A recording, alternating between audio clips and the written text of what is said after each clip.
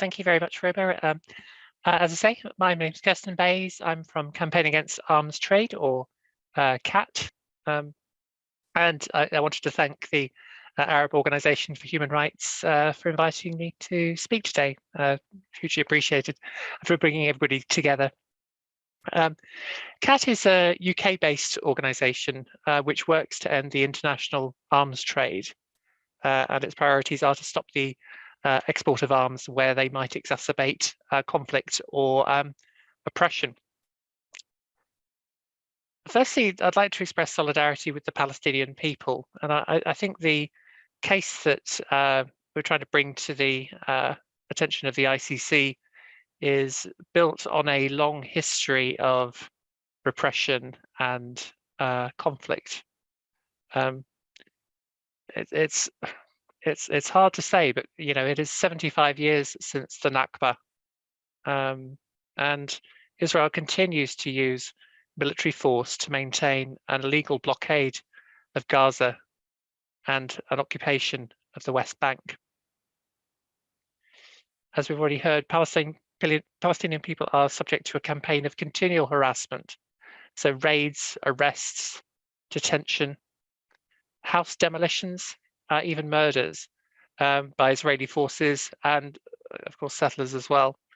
And much of it goes unnoticed by the world's media. It seems the media only pay attention during sort of major incursions of the kind we've seen in Gaza most recently, and also in 2014. It's hard to understand why that is, but I think it's fair to say that it's part of a deliberate policy by the Israeli government to suppress journalism. And I'm sorry to say we've seen some of the direct action they've taken to do that. It's part of a structure or a system that feeds conflict around the world. The Israeli military are one of the world's most powerful. They're backed by advanced arms companies, by nation states like the US, Germany, the UK. And it's important to know the role those weapons play in the conflict, because if we're seeking to stop it through legal means, there's a wide range of opportunities that we do have, as well as going to the ICC.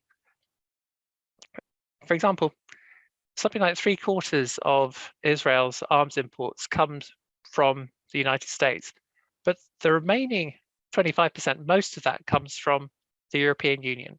The European Union and the UK have, in theory, regulations that tell them not to be exporting weapons into conflict zones and where they could be used for the abuse of human rights. And as I watch the coverage that comes out of Palestine, it's hard. I find it almost impossible that anybody can be looking at that coverage, see the weapons exports going into Israel, and not draw the conclusion that they're being used to commit war crimes. And yet the exports continue.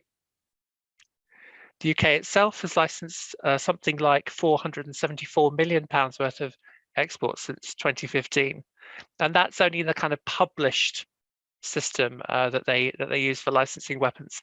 They also have a very opaque system called the Open Licensing Scheme, which is actually not very open, and that's kind of used for kind of small components, and it could easily be as much, again, going through that system, going to Israel, to keep all these weapon systems working and to have them being used continually in Gaza and the West Bank.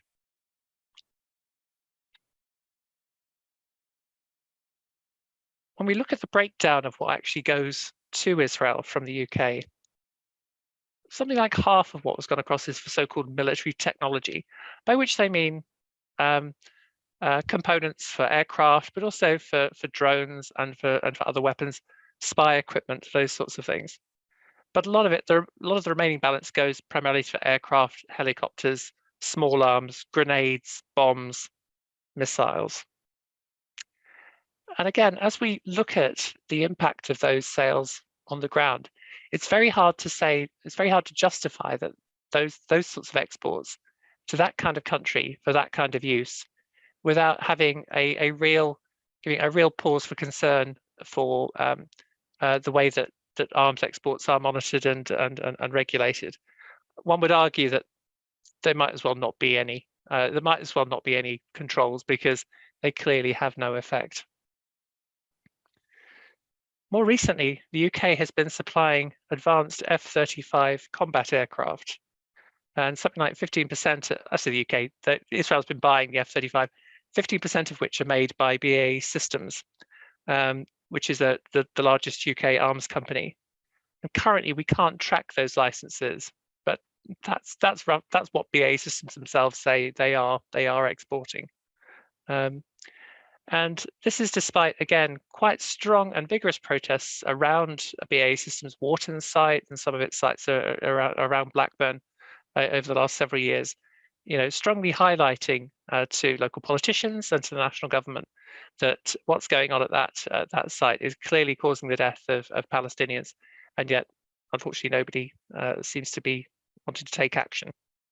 And so it led to the kind of spectacle in 2021 of Britain and Israel forming a 10-year trade and defense pact. And I think we all saw pictures of, I think it was Netanyahu actually in Downing Street making that pact and doing the doing the deal that kind of cements that relationship.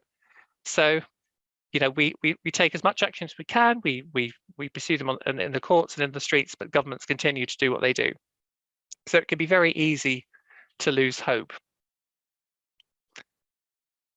Still, there is much good work being done. There's a lot of work around the sort of pushing for a two-way arms embargo. It's not very clear from what we've been saying, but Israel is also one of the world's largest arms exporters. And the UK has bought drones and has bought these Tammuz, so-called Exactor missiles that it's used in Iraq and Afghanistan. And it is high time that, as well as stopping our arms exports to Israel, we need to stop funding the IDF and Israel's arms industry by buying its products and using them in overseas wars. So the ICC prosecution that we're talking about, I think, is part of it. But I think what's also absolutely true is that we need to be stop funding Israeli arms development and the wars in Gaza and in the West Bank. So there's work being done. And over the last 5 years, you've seen a growing movement, which I think Sarah's going to be talking about fairly soon. But in 2018, we saw the UDT Arms Fair that was taking place in Glasgow, kicked out by popular pressure, primarily because people objected to the presence of Israeli arms companies who were blockading, who were supporting the blockade of Gaza fishermen. And again, it was fantastic to see hundreds, if not thousands of people in Glasgow who rolled out in support of Palestine. In 2020, we saw Liverpool have its largest ever, well, certainly its largest peace demonstration in recent times. It was gigantic, it was a really large demonstration. Again, saying no to the arms fair there, and specifically talking about the spyware being sold by Israeli companies. And there's very unlikely to be another arms fair in the city. And they're now looking at how their local council is investing money supporting developments in the West Bank. I'd love to have made more notes as I was there, but I was holding the banner, so I couldn't actually make any notes as to what they were saying. But they're definitely busy.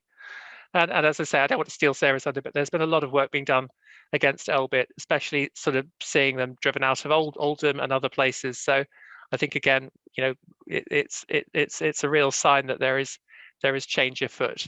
So for me, the ICC prosecution, I think, is really important. But as I think we've already heard, a lot of it is kind of politically controlled and unmanaged. So we as citizens and individuals need to be taking action in solidarity with the people of Palestine on the streets, and also writing to our MPs, writing to our banks, and getting them to change their ways, to deny Israel both legal support, but also moral and financial support, and to bring an end to the conflict and the oppression in the West Bank.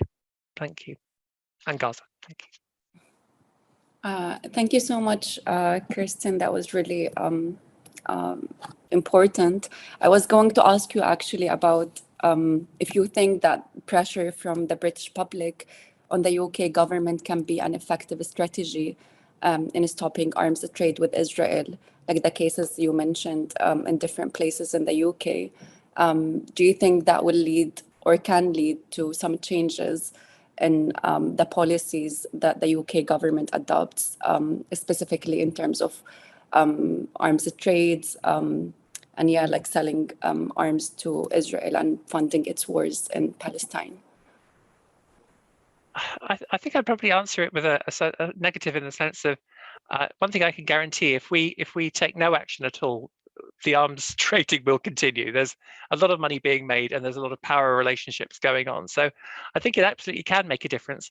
I think it is really hard, though, with this government, the government we currently have, to say that they will be affected by such actions. So I think that's why I can understand a lot of the work that's being done, if you like, to take physical action to physically stop arms exports, because that's kind of what's left. But I think we can change the climate, and over time, we've seen other cases where countries have been, shall we say, excluded from our arms exports and from sort of normal relationships. And I think, again, where you consider that Israel is an apartheid state, and that it does some of the things that it does, I definitely recall the campaign against South African apartheid, and I think both South Africa itself and campaigners for Palestine have made that link.